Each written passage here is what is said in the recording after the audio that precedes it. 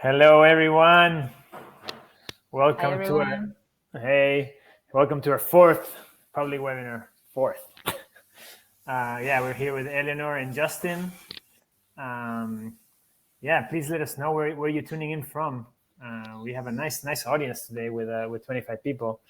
We're gonna go through a presentation here in a bit. We would love for you to join us in the chat. We're gonna miss you not being able to see your faces, but please make this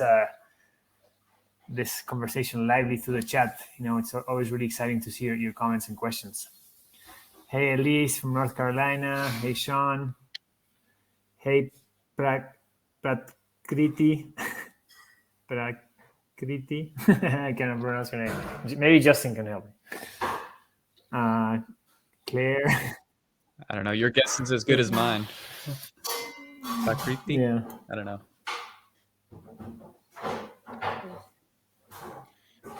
Oh, and from Toronto. Okay. Prakriti from Toronto. How's it going? Hey, Becky, Evelyn. Wow, nice. We have a lot of people from Canada. That's great. Virginia, North Carolina, New York City. Martha, I think you were here last time too, right, Martha? Julie. Yes. Riley. Hey, Riley. All right. Well, do you want to say some hello words, Eleanor and Justin? Hello. Just happy to be back. Glad you guys could join us. Cool. Nice to see you again. Yeah, nice to see everyone again. Martha's trying to escape New York City. What is FL? Is it Florida? Florida, yeah. Okay. Yeah. Because you have Clermont in France and you have Oviedo in Spain also. Yeah. Well, a lot of Hispanic names in Florida for sure, and a lot of places in the South. So, Pamela from Tennessee. Nice. We have a big array of people from all over the place. Nice. That's great. Is someone from Europe there? I'm the only one. Yeah, I'm in San Jose, Costa Rica. Eleanor, where are you at? I'm in France, in Bayonne. It's southwest, close to Spain. Justin? And as always, for now, I'm in Southern California. Nice. Also USA. Southwest. Mm-hmm.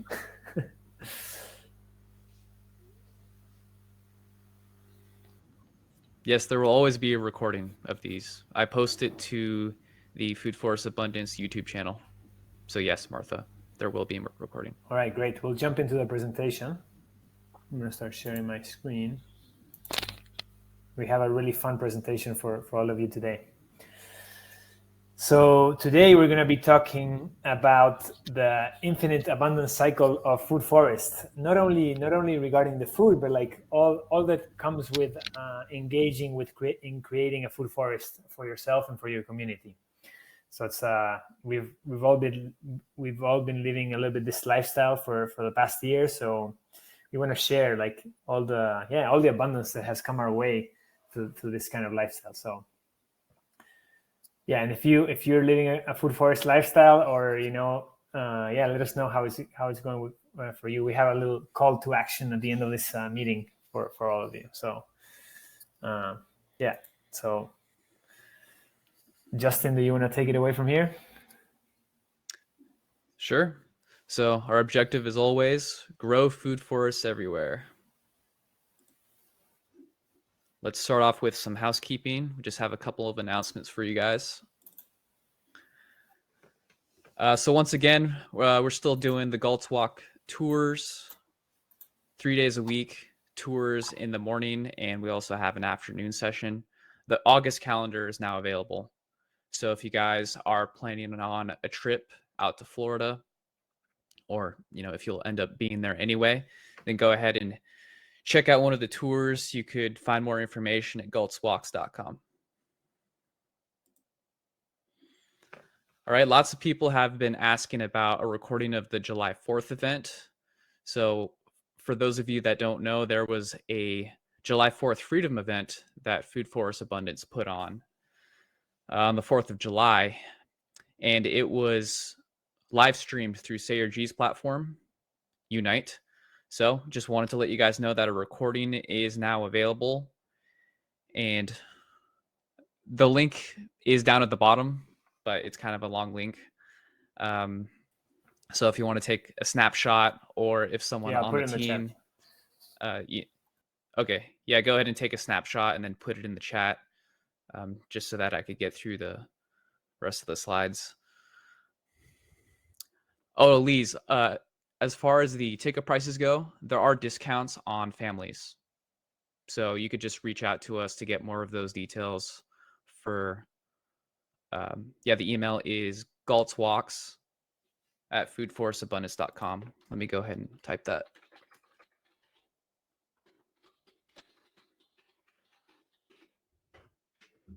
Go ahead and email us there if a tour is something you're wanting to do. Also, kids under 12 years old get in totally for free. So that helps with the ticket price as well.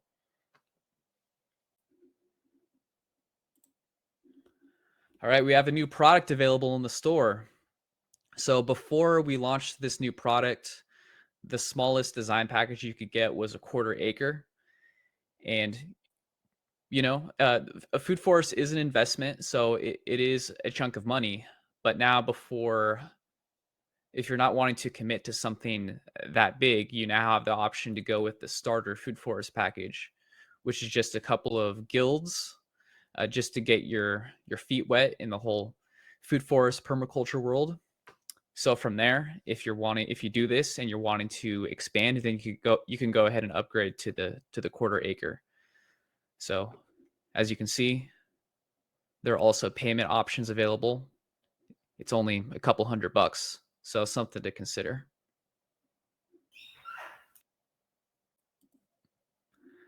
And designs are on sale. If you go to the shop.foodforestabundance.com store, you'll see this coupon there as well. It's valid until the 31st. So if you guys are planning on getting a design anytime soon, then definitely go ahead and jump on it.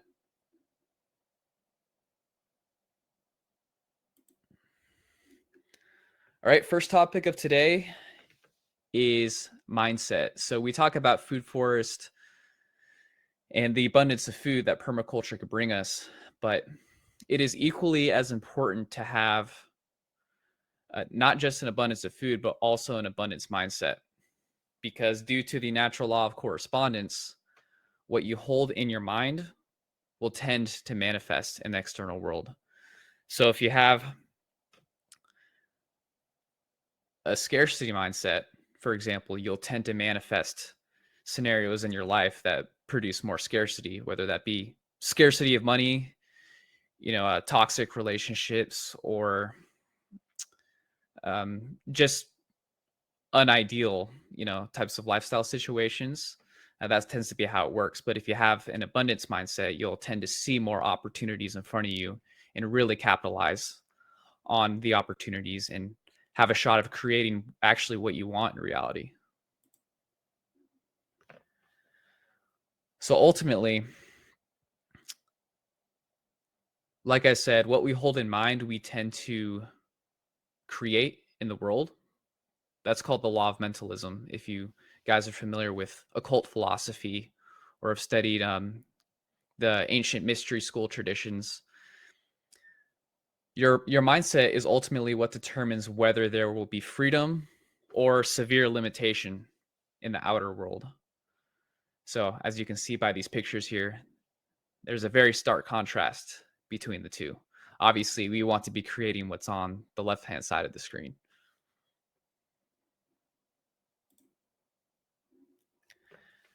So I also wanted to contrast just what the typical life looks like compared to what a food forest abundance type of lifestyle could look like. So in the modern world, it's very common to live in a chronic state of isolation. People live in suburbs, they live in apartment complexes, and they have no idea who the people are that live around them. Maybe they only have a couple of friends through work or some sort of other activity that you do. But ultimately, their lifestyle is just go to work, work at a computer, get your job done, don't really interact that much, and then go back home and then watch 6 hours of television. So that's kind of the norm. In addition to that, because people aren't growing their own food forests, there's a lot of unhealthy eating that's going on. Lots of processed food.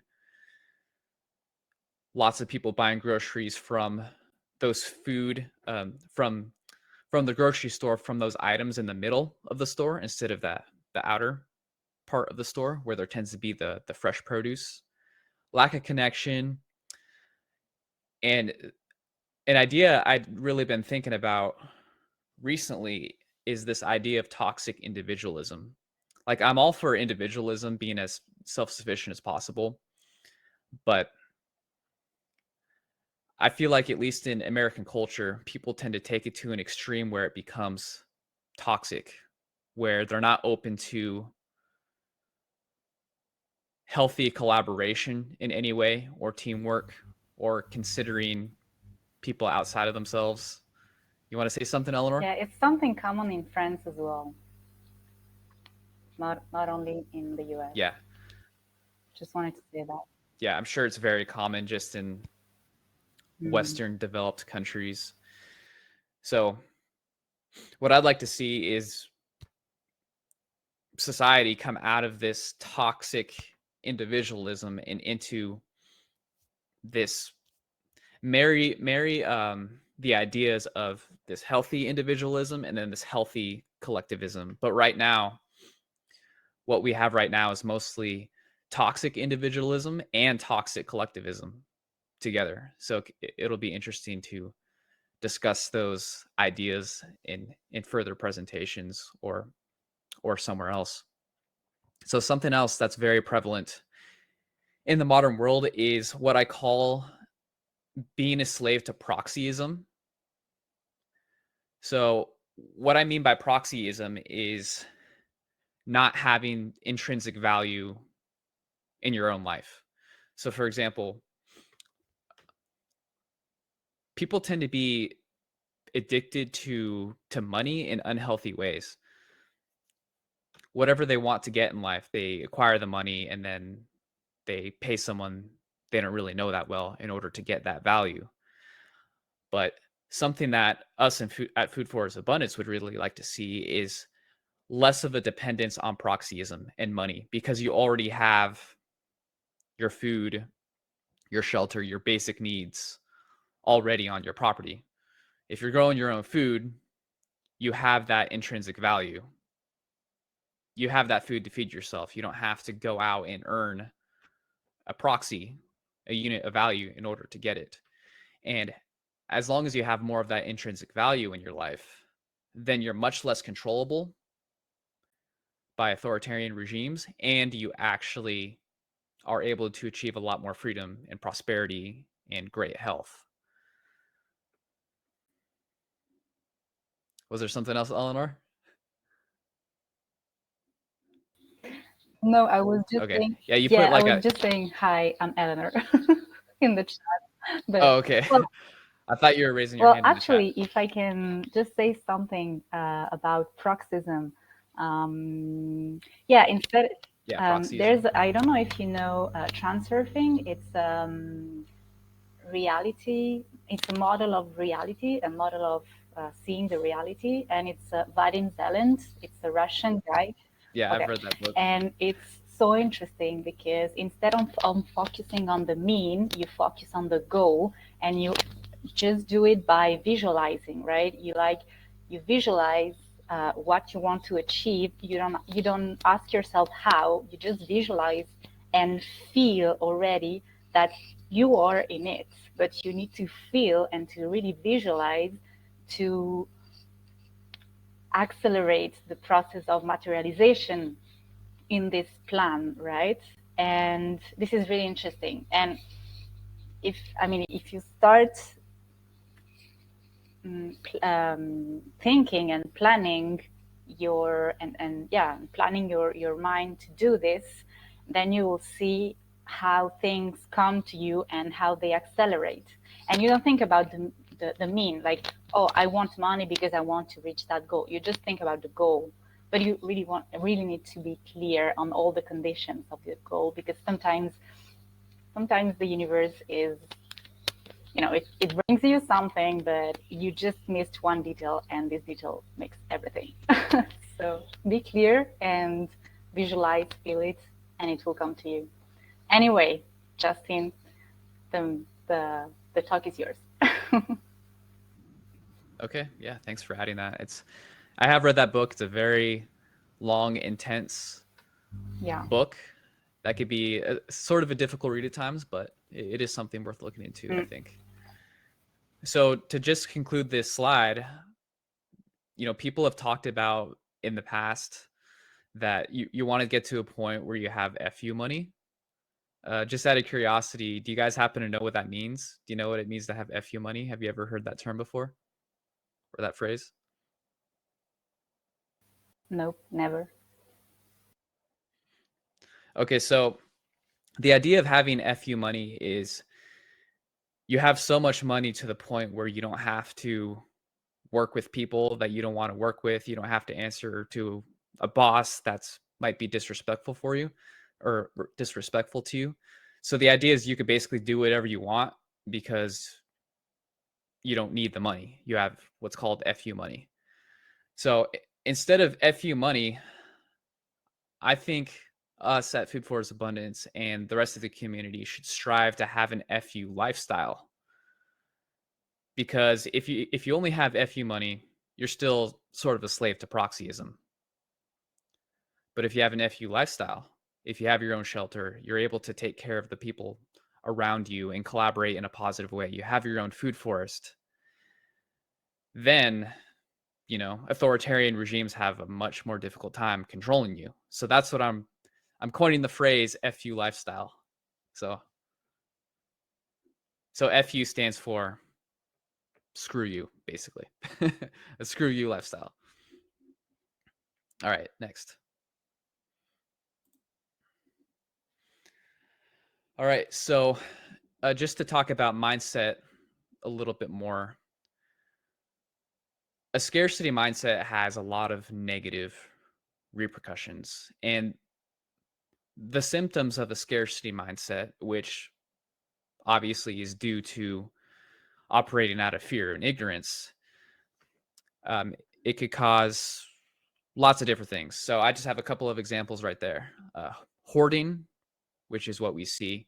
I mean, a lot of the richest people in the world, the Bill Gates, the Warren Buffett, they're still very stingy. Yeah, I hear Warren Buffett is very stingy with his money, despite being a billionaire.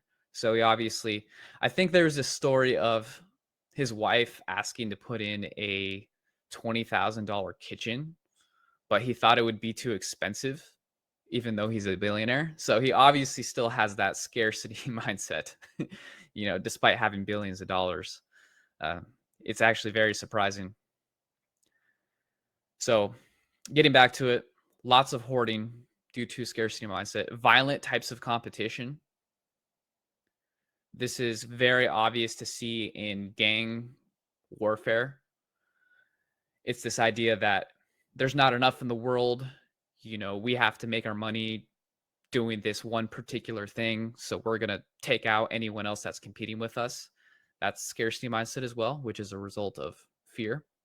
And then lastly is just the desire to control. Why is it that people feel the desire to control other people? Well, it's because they don't feel safe in some way. It's because they feel like their survival is being threatened in some way. It's the fear of not surviving. And it's basically people trying to protect the power structure because they don't see a world in which they're able to live equally among other parts of humanity in a way that's functional, that works for them.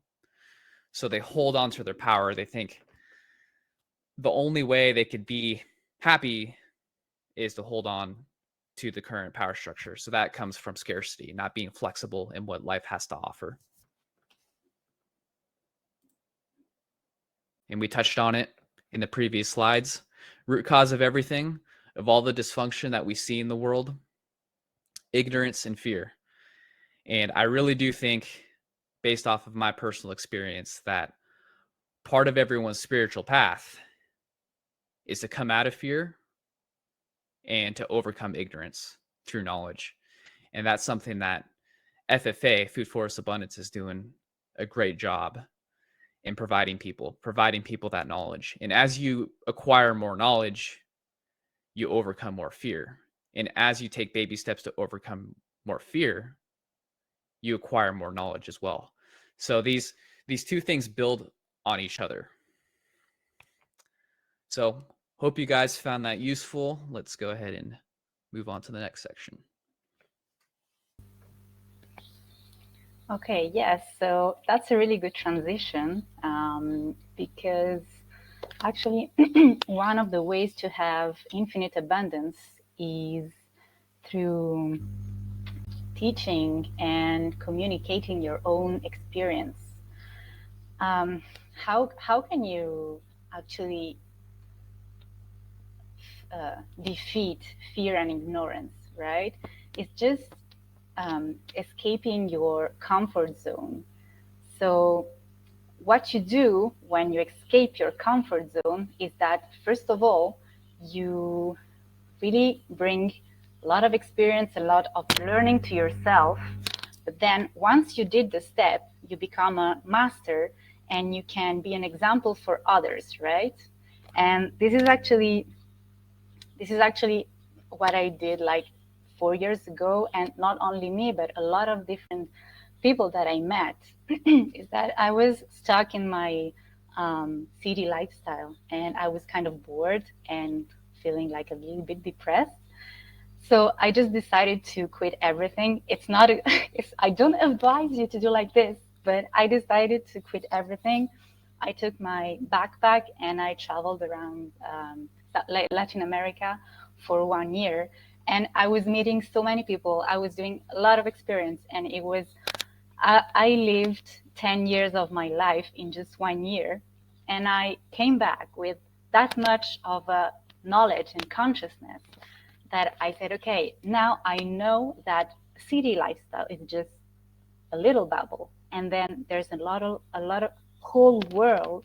There's another whole world of different ways of living. And you can teach yourself to friends, family, your children, right?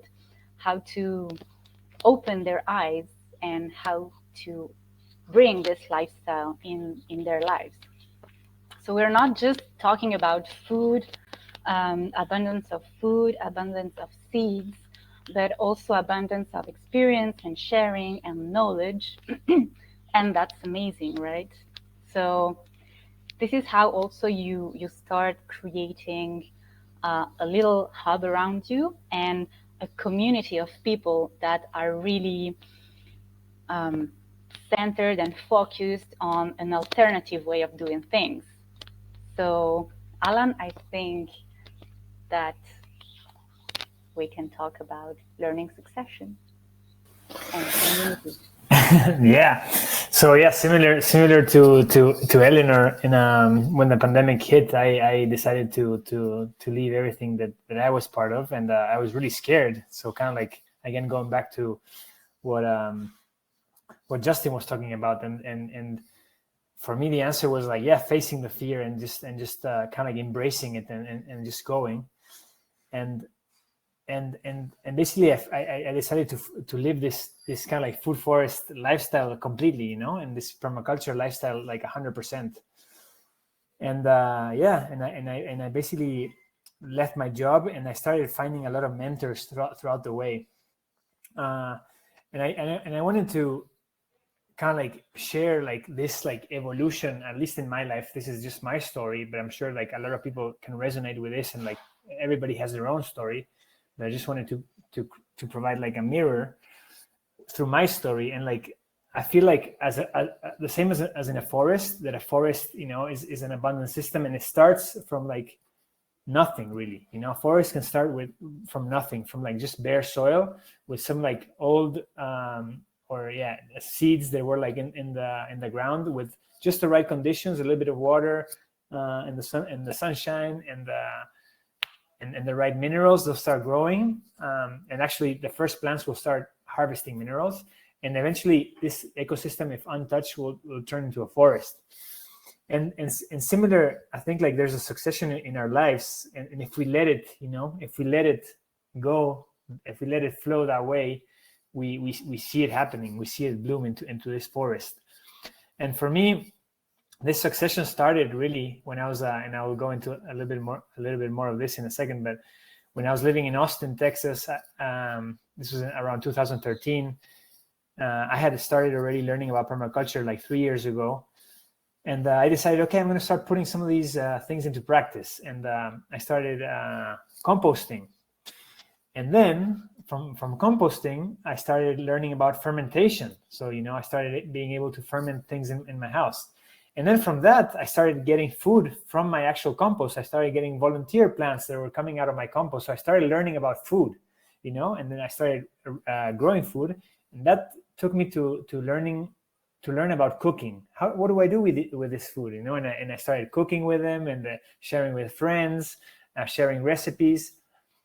That took me into learning about nutrition. What are the things that are like important for us to feel healthy, from the things that we eat. And then that took me to where I am now, and like the importance of the nutrition of the soil. How do we make nutrition in the soil to be able to support these like ecosystems on top of it? And then finally, it took me to this type of planting system called syntropic agroforestry, which I'm in love with, which is one type of like creating food forests in a very bio-intensive way. I'm not going to go into details of that because it's a whole other topic, but it's a topic that I'm fascinated. I just wanted to kind of like give you like a quick timeline of my process and how like this, by letting go and by like embracing this type of lifestyle, like the abundance started like just flowing out. And along the way, I've had like several teachers, and I just wanted to mention some. And of course, Bill Mollison, who was like the originator of permaculture. Then there was this organization in Austin called Food is Free. Then I had a great leaders in the Netherlands called Ishani Wheeler and Jan Heditsen. Then I learned about Maura Gamble. Then I learned a lot from my colleagues Annette and Chanel, which we do family permaculture. We're also designers within Food Forest Abundance. Then, of course, from David Holmgren, from El Colectivo Guaybil, which I'm learning from Syntropic Agriculture. And, of course, from my peers, from Eleanor and Justin, and everybody else within Food Forest Abundance. There's such an abundance within this organization. Like there's so much sharing, there's so much caring, there's so much like exchange. We're never going to be like the experts of everything. We're like we have to always be open to be able to receive and learn more. So the gift of knowledge, we just have to be open to it, like Justin was saying. And then there's some, and then from receiving information, I started becoming an educator through these organizations, Perma Youth Americas, Family Permaculture, and now Food Forest Abundance. So that's the journey, kind of like taking a full circle. So yeah, let us know in the chat, if you're experiencing like any of these like successions, any of these like evolutions in your way of like connecting to Mother Earth or to this like food forest lifestyle that is creating kind of like more freedom in your life. It's a beautiful path, Alan. Wow. Thanks. Yeah, it is. Sometimes in the day by day you don't see it, but when you reflect, it's so magical. So now we're going to talk a little bit about community, and this is one of the forms of abundance that a food forest abundance lifestyle brings. And the community is so important because it's what helps you to, people are appearing out of nowhere. That's so right. The community is kind of like what helps you like stand up whenever you go into like a mindset of doubt or scarcity. The community can like help you come back out because you see yourself reflected in them. So I just wanted to also give you a little bit of a storyline of kind of like how the food forest lifestyle like brought me closer to community. I've been moving around for a lot of my life. I'm originally from Uruguay in South America, but I've been, just, I don't know, life has just like thrown me to different places, and I just go on the journey. So in 2013, I was in Austin, Texas. I had just arrived there. I didn't really know much people there.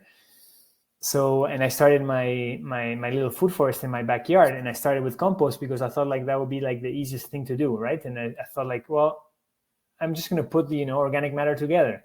And I decided to tell my neighbors that I was doing this project and that I would go collect their compost once a week. So if they could have it ready in a bucket for me, I could do it. So and so I started making friends, with the people. And actually the things that started happening is that I started like, going into their houses in the mornings, and they would invite me in for coffee, and, we'd have a little chat. So it was like community building and then soil building at the same time. And then, so that's kind of like the start of a community that happened when I started doing this in Austin, Texas. Then several years later, I moved to the Netherlands. My wife got accepted in a program to go study there. And again, I kind of went into this new culture, new language, didn't know anybody there. I was like, what am I going to do here? I had like an online job, so I didn't really get out of the house much until I found this community.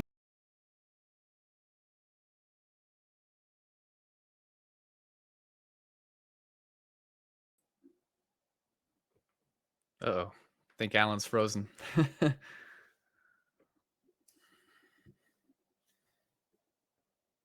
Let's give him a second, see if he comes back.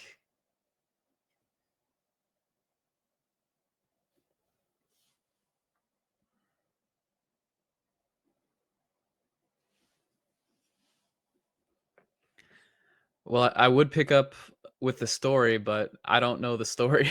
Well, I was trying to say, but I was like, my mic was cut off. So about microgreens, I am like Julie was saying about microgreens. So those ones are microgreens of wheat. So it's really easy to grow, right? So you just water them, you let them soak one night in water, and then you just water them, cover them with a tissue, with a fabric, and then they will grow. And eventually you can always also, once they grow, you can also remove the fabric. So those microgreens are really, really interesting, especially wheat, because wheat juice has only one molecule that is different from our blood. So it's full of vitamins, minerals, full of energy. And well, to make it's a little bit complicated. You need an extractor, a juice extractor, because wheat is really fibrous. So it will tend to keep the juice in the stem, right? But if you manage to do this type of extraction, and you drink it every morning, it's perfect. Like you will have your boost of energy. It's even more interesting from coffee. Okay, like you will really have great energy. You don't even need to eat that much in the morning. So yeah, just if you want to try it, try it. It's really good. Okay, let's see if Alan is there. Yeah, I'm back. My computer just shut down. So yeah, I'm back. I apologize for that.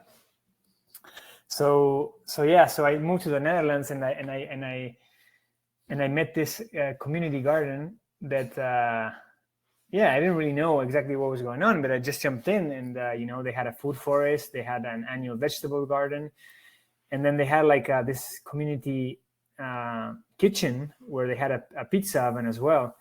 And I started, and they had a Sunday. Basically, they had a meetup event every Sunday. People could go anytime, but they had a meetup event every Sunday. So I started going every Sunday.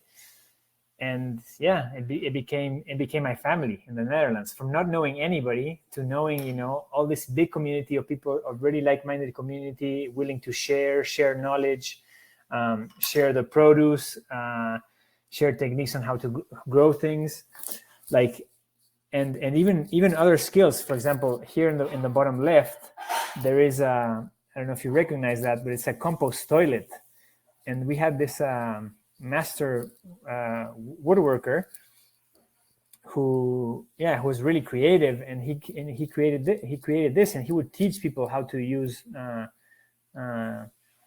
woodworking tools, and he had people collaborating with him to do this project. I was one of them. I helped him design it, and then we kind of like build it together.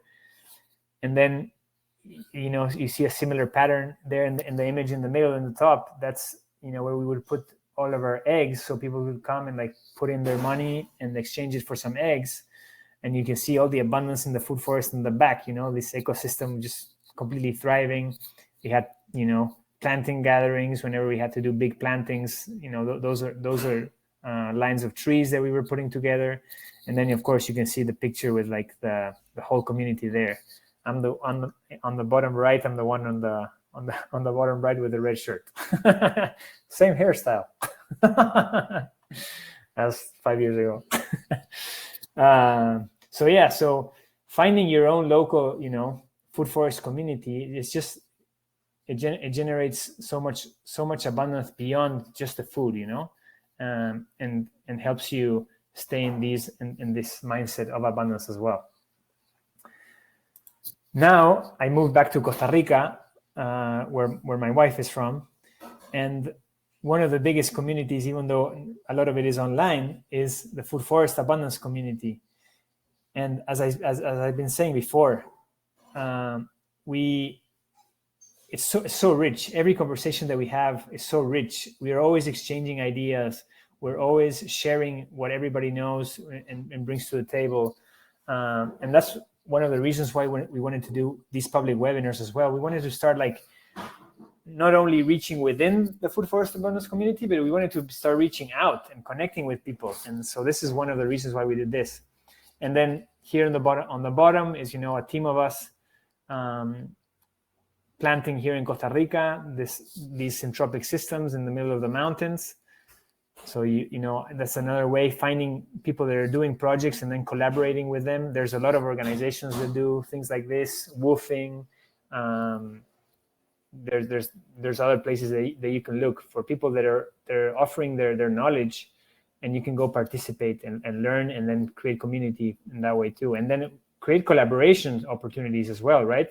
Who's doing what? How can we collaborate together?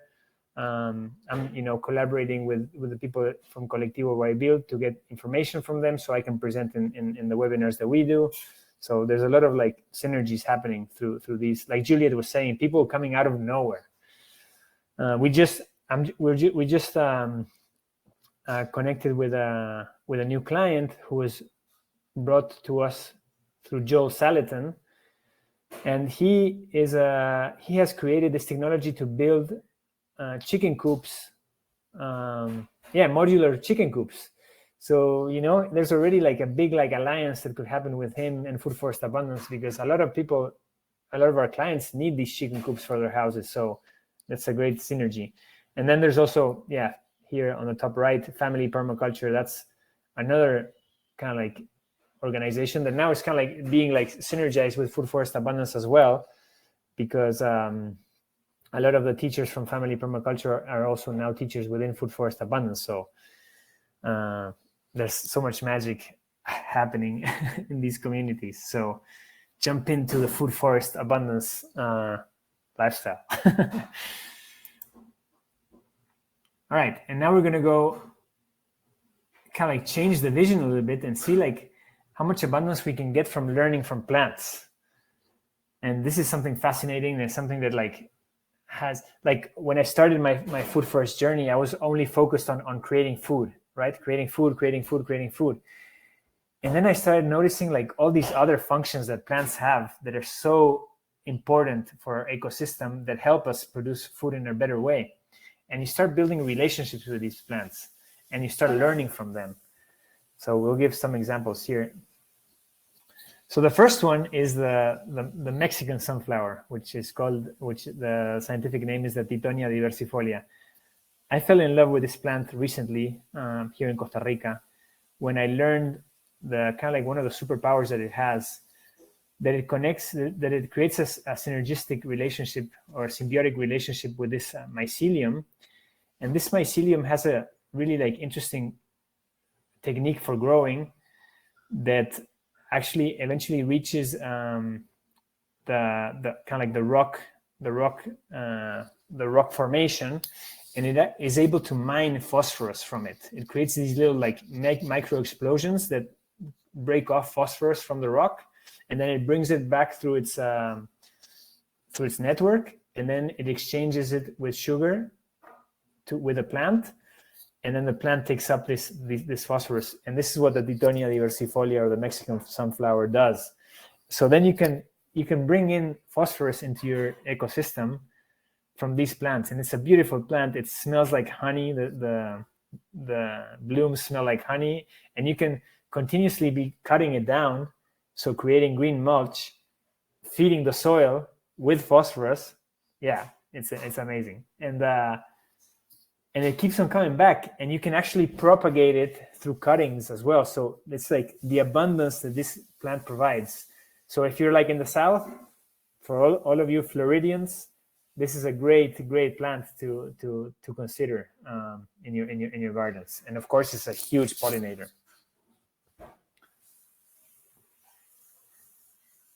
Yeah, I don't know how it will work with deep sandy soils, Thorsten, but yeah, you can test it out to see how this plant reacts in your system.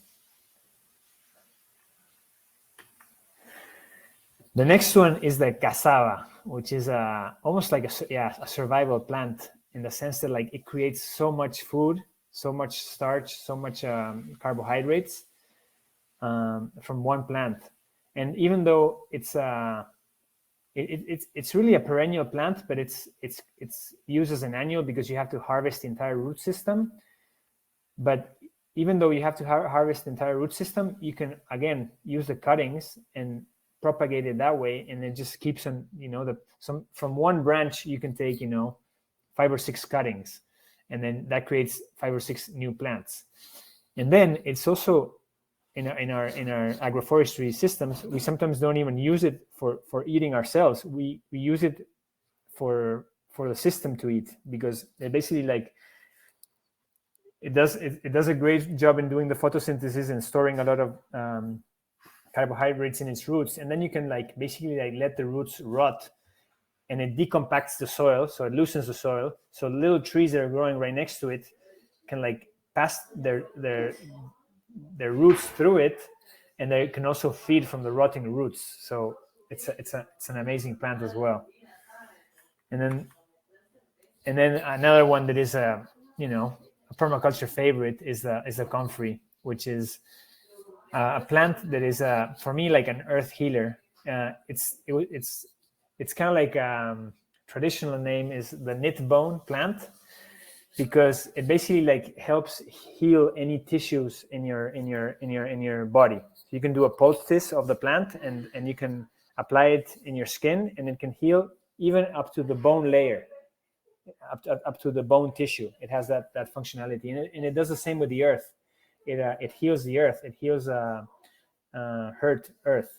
So it has a big taproot, so it's mining for nutrients underground. You can chop it to create a green mulch, and it feeds all these nutrients that it got with its taproot, and it just comes back, and it keeps on coming back. And this is a little bit more of a temperate climate plant. So for all of you in the temperate climates, this is the one. So are there any affiliate groups in Guatemala? If so, I would like to get in contact info. I don't know anybody in Guatemala right now, Susie, but I'm in Costa Rica. We have people in Nicaragua. So yeah, let's connect. You can start the hub there. All right, and now I think Eleanor has some of her favorite plants here. Yes, I just wanted to say about comfrey. I tried, like I had little wound. And then I have some comfrey in my garden in some of the guilds. And I just cut one leaf, I chop it, and I just, you know, scrub it on the little scarf, and then I saw it remarginating. I was doing it every morning, and it was really interesting to, you know, to see like, oh, that fast. Like it's super, super interesting. But then you need also to be careful when you drink it, because it can really, it's super powerful. So it can, you know, you want to be careful with the dilution. And then there is, I am writing to you the variety, the best variety for your garden. It is the Bucking 14 variety. It has super big leaves, and it accumulates a lot of minerals, and you can do purines and fermented extracts with that. So yeah, that's super interesting. Let's talk about lettuce and what is the abundance that lettuce gives us. So of course, we eat the leaves, and you know, the slugs eat the leaves, and it's really abundant. But one super interesting thing is that from one lettuce, you have enormous amount of seeds, right? So when the lettuce wants to make seeds, it stops growing the leaves. It reduces the size, and then it grows those kind of branches, and small seeds are at the end, and you have thousands and thousands of seeds. And of course, you have different varieties: romaine, lambda lettuce, oak leaf. So yeah, you can really have plenty. Let's talk about also the thornless mulberry that has another, well, like cassava, it's super easy for replicating with cuttings. And I planted a thornless mulberry in my garden 2 years ago. It was like this. Now it's like 1.5 meters tall. It's like my height. Yeah, a little bit less, but and it's super. It's a vine, right? So it's growing a little bit everywhere. So last year I cut one of the branches just to make a test, and I put it in the ground, and it was like this. Can you see the cursor? No, so it's the last image. Oh, you cannot really see. There's my tomatoes, but there's a vine on the trellis there, on the third image, third image. So yeah, like at the beginning of this summer, it was still like this, and then now it did maybe ×7 in just 2 months. So it's kind of amazing. And then let's can I say a little bit about the mulberry too? Yeah, the mulberry, they say that it's a plant that adapts to one of the plants that adapts to most of the climate. So it can grow from like really cold areas to all the way to the tropics. And like Eleanor was saying, you can propagate it from a cutting.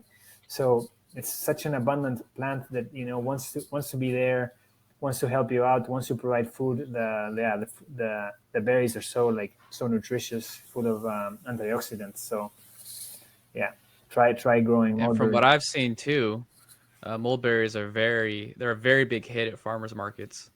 I have a local farmer here. He grows black Persian mulberries, and he says every time he goes to the farmers market, his stand basically gets bum rushed, and he ends up selling out of everything. So okay. if you're wanting to sell at a farmer's market, if you're wanting to sell some of your produce that you grow, then this would be a good option if you could do it. There is also something else that I learned with some women, and this is more on the spiritual level. And actually, the mulberry can really help you to, from the ideas that are in your mind, they can really help you materialize them in this dimension, right? So what you can do is, okay, you have this is just a glass of water, but you have a jar, and then you cut the little sprouts, like the tender leaves. In springtime, you can cut them and then fill up the surface of your jar and then leave them just 3 to 4 hours just to soak and to give all their benefits and their energy to this water. And when you drink it, of course, you put like a little intention of saying, okay, I have those ideas and I know that you're going to help me to materialize them in this world. And it really helps. And the taste is so sweet. It's really, really feminine. And you can also cook the leaves of the mulberry. You can eat them, just cook them before, boil them, and you can eat them, even if they have those little thorns. Not on this one, but on the most common mulberry, they have little thorns. But you can just erase their effect by boiling it and eat the leaves. So there's plenty of food out there. Let's talk about Nigella, which is one of my favorite flowers. This is a Nigella that I have in my garden. So the blue one and the pink one, I started from just a handful of seeds, and then I sow them in my garden, and then now I have plenty from that. Now I had this number of seeds here, this little pot, and it's just one spot, and there's so many spots in my garden. And so at the beginning, yeah, it's like this flower, and then they do this kind of like of pods. The flower becomes like this, and there's plenty of seeds in this pod. So you have plenty of those. And Nigella helps you with the digestion, with if you have air in the belly, and it's a really good oxidant for the heart and the liver. And the seeds have this really precise taste that you can only find in Nigella. So it's really great plants. And the most powerful one is the Nigella from Damas, Nigella damascena. You have different varieties. The most powerful one is that one. So really don't hesitate to get the Nigella, because it's really easy to replicate, and you can give it to your friends, and it's super beautiful flower. Okay, so I will pass on the presentation. There's a question here from Brandy that says that most of the plants that we talked about are highly invasive. Restoring plants that feed local wildlife, including insects, mammals, and reptiles, is critical to sustaining local and global biodiversity. Many of the species you're talking about are highly invasive and outcompete all native species. Their seeds are distributed, and it's a nightmare. I work in habitat restoration to sustain dwindling populations. Yeah, that's a good point, Brandy, for sure. That's a good point. I guess when we try, the way that I think about it is, whenever you have an invasive plant, is because you don't have another plant there to kind of like do the role of this invasive plant. So it's important that, yeah, when you're doing restoration projects, that you focus on, yeah, not introducing any of these that might do the roles quickly that another native plant can do. So yeah, there is a, yeah, I understand the sensitivity of it, but there's also the sensitivity of growing growing food and also growing ecosystems quickly right now. So these plants are really powerful for that. I understand that we need to be focused on that other side. There's also something else when it comes to how often do you take care of your area, right? So I have a relatively small garden, so it's easy for me to maintain it, and I really like the plants that I put in, so I'm kind of selecting the ones that I want, and it would be even easier for someone else that has a bigger land to introduce animals that could actually regulate that species. For instance, goats eat a lot of mulberries, or goats. So it depends really on where you are and what's your objective with it. And I am happy that I can control those plants. Yeah, definitely we can talk more, Brandy, if you want to see like what are the projects that you're working on, and then and also learn from your knowledge. I think it's important too. If you've seen situations in specific areas where the plants that we're talking about are not a solution, let's collaborate and see what would be the best solution. Thanks for bringing it up.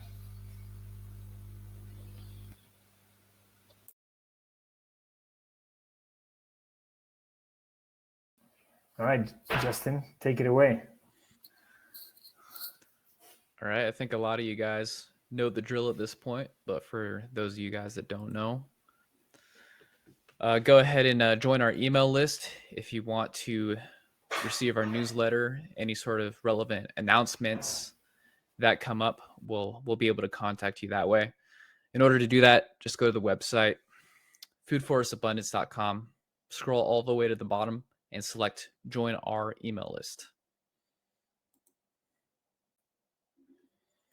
All right, if a bit light on questions today, but if there is anything that you guys were holding back or maybe waiting until the end, then we're happy to take any questions you have. And specifically, I personally just wanted to talk about more. I wanted to talk about more about how normal life in the modern world compares to how things could be. So maybe Alan and Eleanor could talk a little bit more about that. Or if, anyone in the chat is living a sort of unconventional type of life, then we're definitely interested in hearing more about that.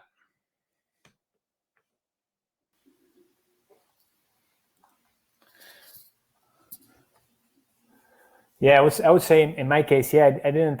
For me, like once I started learning about permaculture, everything started changing and shifting within my life. I wasn't really. I guess I wasn't in tune with the natural systems a bit, but whenever I started learning about permaculture, like, and especially when I started working for Food Forest Abundance, my gates of perception completely changed to be focusing on the natural systems around me.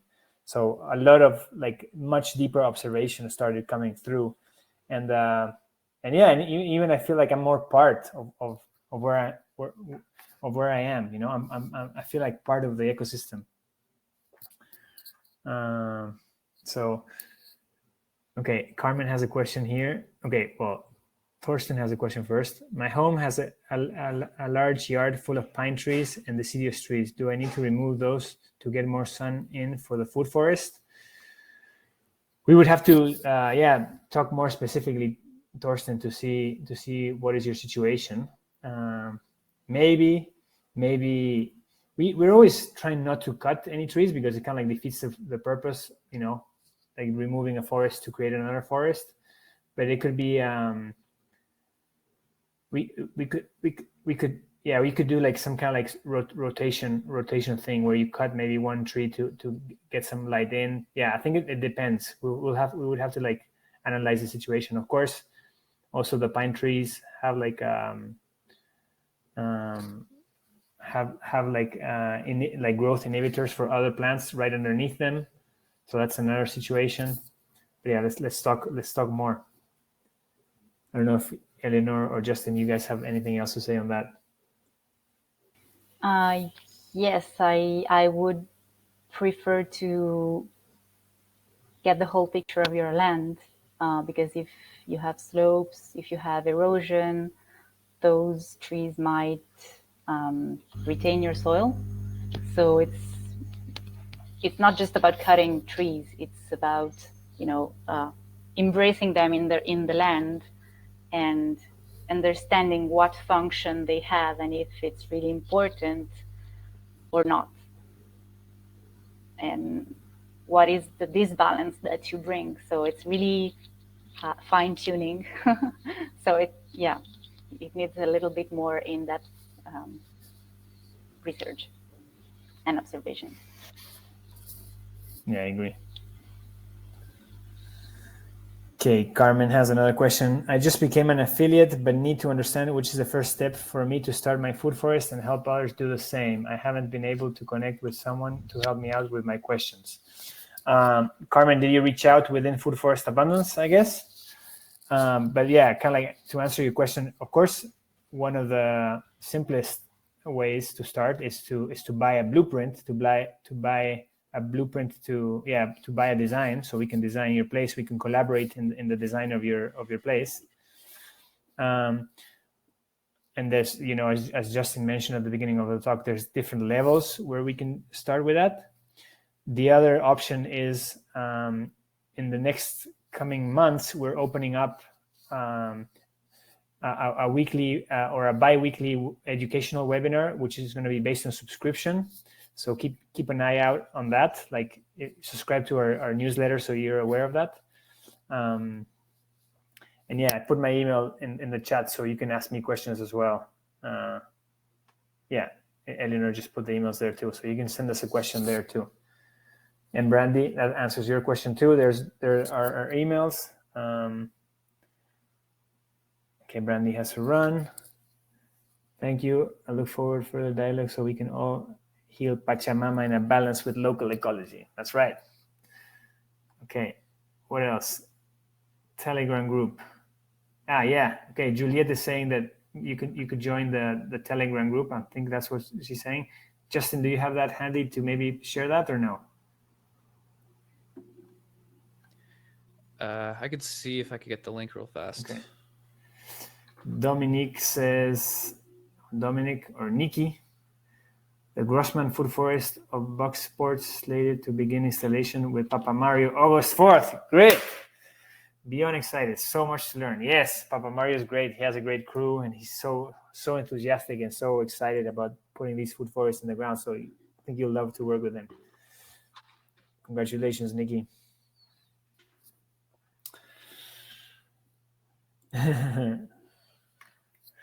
Awesome.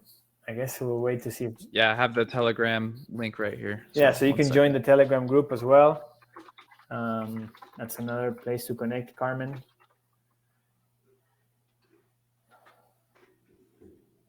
Great. Goosebumps. Nice. Yeah, it's so exciting to start your food forest. My food forest is like the place where I feel like I heal and I'm like connected to the earth. I'm seeing it evolve all the time. There's so much wisdom in it. I'm learning from it so much. All right. Well, so we wanted to pose a little challenge for all of you, that if you see situations where you're receiving abundance from your food forest or from your community, and you want to share this abundance with this little network that we're creating here, with this little hub, you can post on social media and post with the hashtag #MyFoodForestAbundance, and I'll put that in the chat. And that way we can also kind of like create this little network online with everything that you post. yeah, and if you're interested in starting kind of like a food forest hub in your area, like I think Susie was saying that she wanted to start something in Guatemala, let us know, and we can try to collaborate to facilitate that happening too. We can heartstorm to see how that can happen. All right, that's it for me. Eleanor, Justin, you guys want to close it out? Sure. Thank you for joining us. It was a really nice talk, and I enjoyed sharing and knowing about each other also. So thank you. Yeah, I agree. I share the same sentiment. What's really cool about learning about permaculture, learning about food forests, is that as you acquire more knowledge as to how to provide for your own basic needs, growing a food forest is just one step. But then something else you could also do is learn how to build dome homes or hemp homes, stuff like that. As soon as you start, As soon as you start it. as soon as you put it down, a